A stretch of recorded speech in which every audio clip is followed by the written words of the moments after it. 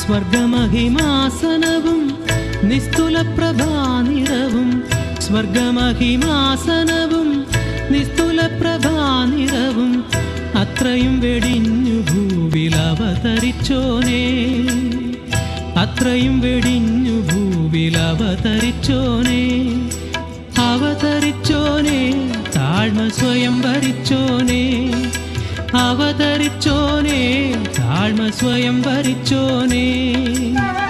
ജീവനെനിക്കായി വെടിഞ്ഞ ദേവകുമാര, ജീവനെനിക്കായി വെടിഞ്ഞ ദേവകുമാര. ഇപ്പോൾ നാം ശ്രവിച്ചുകൊണ്ടിരിക്കുന്നത് morning voice എന്ന ആത്മീയ ശുശ്രൂഷയാണ്. ഇന്ന് ആരാധനാപരമായ ചിന്ത പങ്കുവയ്ക്കുന്നത് കർത്താവിൻ്റെ ദാസൻ ഡേവിഡ് പി ഐസക്, ഗുജറാത്ത്. ദൈവനാമം മഹത്വപ്പെടുമാറാകട്ടെ. മോർണിംഗ് വോയിസിലൂടെ ഞങ്ങളെ ശ്രദ്ധിക്കുന്ന ഞങ്ങളുടെ എല്ലാ മാന്യ ശ്രോതാക്കൾക്കും കർത്താവും രക്ഷിതാവുമായ ക്രിസ്തുയേശുവിൻ്റെ വിലയേറിയ നാമത്തിൽ പ്രഭാതവന്ദനം അറിയിക്കുന്നു. ലോകത്തിൻ്റെ വിവിധ ഭാഗങ്ങളുള്ള ദൈവജനം കർത്താവിനെ ഓർത്ത് ആരാധിക്കുകയും കർത്താവിനെ മഹത്വപ്പെടുത്തുകയും ചെയ്യുന്നതായ ഈ പ്രത്യേക സന്ദർഭത്തിൽ നിങ്ങളോട് ചേർന്ന് ഒരു വേദഭാഗം വായിച്ച് ചില ചിന്തകൾ ഒന്നിച്ച് പങ്കിടാം എന്ന് കർത്താവിൽ ആഗ്രഹിക്കുകയാണ്. അതിനാധാരമായി എബ്രായ ലേഖനം 2-ാം അധ്യായത്തിൻ്റെ 9-ാമത്തെ വാക്യമാണ്. എങ്കിലും ദൈവകൃപയാൽ എല്ലാവർക്കും വേണ്ടി മരണം ആസ്വദിപ്പാൻ ദൂതന്മാരിലും അല്പം താഴ്ച വന്നവനായ യേശു മരണം അനുഭവിച്ചുകൊണ്ട് അവനെ മഹത്വവും ബഹുമാനവും അണിഞ്ഞവനായി കാണുന്നു. ഈ വാക്യത്തിലൂടെ ചില കാര്യങ്ങളാണ് നിങ്ങളെ ഓർപ്പിക്കുവാൻ ആഗ്രഹിക്കുന്നത്. ഇന്നത്തെ വചനധ്യാനത്തിൻ്റെ ശീർഷകം എന്ന് പറയുന്നത് മരണം ആസ്വദിച്ച യേശു എന്നുള്ളതാണ്. നമ്മുടെ കർത്താവായ യേശു ക്രിസ്തുവിനെ എബ്രായ ലേഖനക്കാരൻ മരണം ജയിച്ച നായകൻ, അല്ലെങ്കിൽ മരണത്തെ ജയിച്ച നായകൻ എന്നും കഷ്ടാനുഭവങ്ങളാൽ തികഞ്ഞനായ നായകൻ എന്നും രക്ഷാനായകനെന്നും വിശുദ്ധി നൽകുന്നതായ നായകനെന്നും സംരക്ഷിക്കുന്ന നായകനെന്നും 2-ാം അധ്യായത്തിൽ വിവിധ സ്ഥലങ്ങളിലായിട്ട് വിവിധ വാക്യങ്ങളിലായിട്ട് നമുക്ക് കാണാൻ കഴിയും. എന്നാൽ വിസ്താര ഭയത്താൽ എല്ലാം നമുക്ക് ഈ ചുരുങ്ങിയ മിനിറ്റിനുള്ളിൽ തീർക്കാൻ കഴിയില്ലല്ലോ. അതുകൊണ്ട് മരണം ആസ്വദിച്ച യേശു എന്നുള്ള ആ ശീർഷകത്തിൽ ചില കാര്യങ്ങൾ ഓർപ്പിക്കുവാനായിട്ട് ആഗ്രഹിക്കുകയാണ്. ഈ വാചകത്തെ ഒന്ന് അപഗ്രഥിച്ചാൽ മുഖ്യമായി അവനെ മഹത്വവും ബഹുമാനവും അണിഞ്ഞവനായി നാം കാണുന്നു എന്നതാണ് ഒന്നാമതായിട്ട് നമുക്ക് മനസ്സിലാക്കാൻ കഴിയുന്നത്. എന്തുകൊണ്ട് അങ്ങനെ കാണുന്നു എന്ന ചോദ്യത്തിന് യേശു മരണം അനുഭവിച്ചതുകൊണ്ടാണ് നാം അങ്ങനെ കാണുന്നത്. അതോടൊപ്പം തന്നെ യേശു മരണം അനുഭവിച്ചതുകൊണ്ട് അത് നമുക്കെന്ത് പ്രയോജനമുണ്ടായി, അല്ലെങ്കിൽ ആർക്കു വേണ്ടിയാണ് യേശു മരണം അനുഭവിച്ചത് അല്ലെങ്കിൽ ആസ്വദിച്ചത് എന്ന് നാം ചിന്തിക്കുന്ന പക്ഷം അതിൻ്റെ ഉത്തരം എല്ലാവർക്കും വേണ്ടി എന്നതാണ്. അതുകൊണ്ട് മരണം അനുഭവിക്കുവാൻ യേശു എന്തു ചെയ്തു എന്നുള്ളൊരു ചോദ്യം ഒരുപക്ഷെ നമ്മുടെ നേർക്ക് എറിഞ്ഞു എന്ന് വരാം. അവൻ ദൂതന്മാരിലും അല്പം ഒരു താഴ്ച വന്നവനായ യേശുവായി തീർന്നു. അതുകൊണ്ട് മരണം അനുഭവിച്ചവനായ യേശു ദൂതന്മാരിൽ ഒരല്പം താഴ്ച വന്നവനായി തീർന്നു. അതിനുള്ള പ്രേരണ എന്തായിരുന്നു എന്ന് ചോദിച്ചാൽ ദൈവകൃപയാണ്. എങ്കിലും എല്ലാവർക്കും വേണ്ടി മരണം ആസ്വദിക്കുവാൻ ദൈവകൃപ ദൈവം തൻ്റെ പുത്രനെ നൽകി എന്നുള്ളതാണ്. ഇവിടെ ഒരു പ്രത്യേകത നമുക്ക് കാണാൻ കഴിയുന്നത് എങ്കിലും എല്ലാവർക്കും വേണ്ടി മരണം ആസ്വദിക്കുക എന്നുള്ളതാണ്. കാരണം എല്ലാവരും ഒരുപോലെ പാപം ചെയ്ത് ദൈവതേജസ്സായി തീർന്നു എന്ന് നമ്മൾ വായിക്കുന്നുണ്ട്. 8-ാം സങ്കീർത്തനത്തിലൊരു വാക്യം നമ്മുടെ ശ്രദ്ധയിലേക്ക് ഓടി വരികയാണ്. അതിങ്ങനെയാണ്: ഇപ്പോൾ സകലവും അവന് അല്ലെങ്കിൽ മനുഷ്യനെ കീഴ്പ്പെട്ടതായി കാണുന്നില്ല. അപ്പോൾ ഇവിടെ ഒരു കാര്യം നമുക്ക് മനസ്സിലാക്കാൻ കഴിയുന്നത്, ദൈവം മനുഷ്യനെ കുറിച്ച് ഉദ്ദേശിച്ച ആ സ്ഥാനത്തു നിന്നും അവൻ വീണുപോയി. സകലത്തിനും അധിപതിയായിരിക്കേണ്ട മനുഷ്യൻ മറ്റുള്ള അനേകം കാര്യങ്ങളുടെ ആധിപത്യത്തിന് കീഴിലായി തീർന്നു. എങ്കിലും ദൈവം അവനെ കൈവിട്ടില്ല. ദൈവത്തിൻ്റെ കൃപയാൽ മനുഷ്യനെ മഹത്വവും ബഹുമാനവും അണിയിക്കുവാൻ ദൈവം തയ്യാറാക്കി.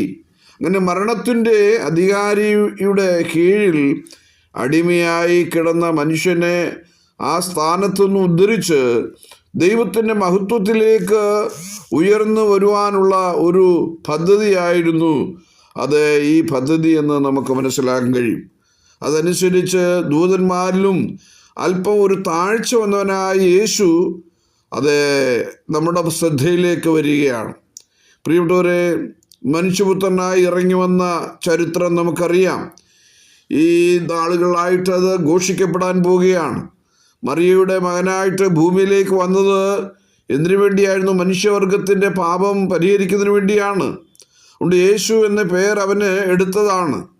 ദൈവരൂപത്തിൽ ഇരുന്നവൻ മനുഷ്യരൂപത്തിൽ എത്തിയപ്പോൾ, അല്ലെങ്കിൽ മനുഷ്യരൂപം എടുത്തപ്പോൾ അവന് യേശു എന്ന നാമം നൽകി. ദൈവം മനുഷ്യത്വം എടുത്തു. ഇവിടെ ഒരു സത്യം വ്യക്തമാക്കിയാണ്. ദൈവമായി തന്നെ ഇരുന്നാൽ മരണം ആസ്വദിക്കുവാൻ സാധ്യമല്ല. അതുകൊണ്ട് ദൈവത്തിന് മരണമില്ലല്ലോ. ദൈവസൃഷ്ടിയായ മനുഷ്യനാണ് മരണത്തിന് വിധേയനായി തീരേണ്ടത്. അവനെ മരണത്തിൽ നിന്നും വിടുവിക്കുവാൻ മനുഷ്യനായി തീരേണ്ടത് ആവശ്യമാണ്. ഒന്നാം മനുഷ്യനായ ആദാമിൻ്റെ പാപത്താൽ ഉണ്ടായ മരണത്തിൽ നിന്നും വീണ്ടെടുക്കുവാൻ ഒരു രണ്ടാം മനുഷ്യൻ ഉണ്ടാകേണ്ടിയിരിക്കുന്നു. 1 കൊരിന്ത്യർ 15-ാം അധ്യായം ആ കാര്യം നമ്മെ ഓർപ്പിക്കുകയാണ്. അതുകൊണ്ട് ഒന്നാം മനുഷ്യൻ ഭൂമിയിൽ നിന്നും മണ്ണുകൊണ്ടുള്ളവൻ, രണ്ടാം മനുഷ്യൻ സ്വർഗത്തിൽ നിന്നും ഉള്ളവനാണ്. അതുകൊണ്ട് മണ്ണുകൊണ്ടുള്ളവനെ പോലെ മണ്ണുകൊണ്ടുള്ളവരും സ്വർഗീയനെ പോലെ സ്വർഗീയന്മാരും ആകുന്നു.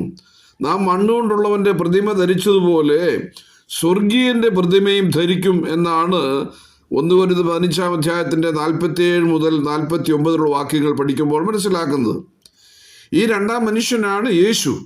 അവൻ ദൂതന്മാരെക്കാൾ അല്പം ഒരു താഴ്ച വന്നവനായി തീർന്നു. അല്പം ഒരു താഴ്ച എന്ന പ്രയോഗത്തിന് അല്പകാലത്തേക്ക് എന്നൊരു ആശയമുണ്ട്.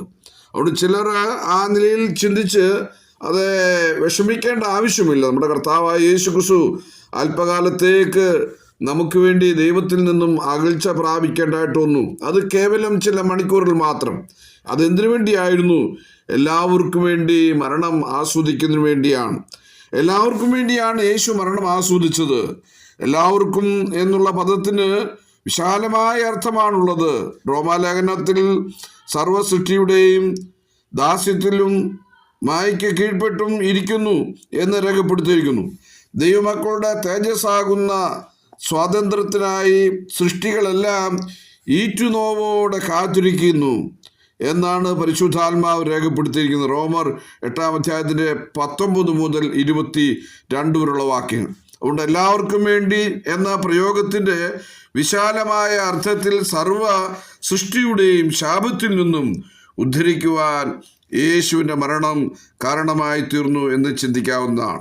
മരണം ആസ്വദിപ്പാൻ വേണ്ടി യേശു മരണം അനുഭവിച്ചു എന്ന് ആണല്ലോ പറഞ്ഞിരിക്കുന്നത്. ആ മരണം എല്ലാ മനുഷ്യർക്കും അനുഭവിക്കുന്നതിന് നിവൃത്തിയില്ലാതിരുന്നത് കൊണ്ടാണ് ആരും മരണം ആസ്വദിക്കുന്നില്ല എന്ന് ചിന്തിക്കേണ്ടത്. അതുകൊണ്ട് മരണം ആസ്വദിച്ച യേശു അഥവാ രുചിച്ചെറിഞ്ഞ യേശുവിന് വേണ്ടിയല്ല, താൻ മരണം അനുഭവിച്ചുകൊണ്ടും എല്ലാവർക്കും എന്ത് ചെയ്തു? പാപത്തിൻ്റെ സാന്നിധ്യത്തിൽ നിന്നും ശക്തിയിൽ നിന്നുമുള്ള വിടുതൽ ലഭിക്കുവാനായിട്ട് ഇടയായി തീർന്നു. അതുകൊണ്ട് നമ്മുടെ കർത്താവായ യേശു ക്രിസ്തു നമുക്ക് വേണ്ടി മരണം ആസ്വദിച്ചവനായി തീർന്നു എന്ന് ഓർത്ത് നമുക്ക് രാവിലെ ആരാധിക്കുകയും അവനെ മഹത്വപ്പെടുത്തുകയും ചെയ്യാം. നമ്മുടെ കർത്താവിൻ്റെ ഈ വേദന നിറഞ്ഞ അനുഭവത്തിലൂടെ കടന്നുപോയി നമുക്ക് വേണ്ടി രക്ഷ ഒരുക്കിയ ആ അരുമനാഥനെ നമുക്ക് ഓർക്കാം, നമുക്ക് അവനെ ആരാധിക്കാം.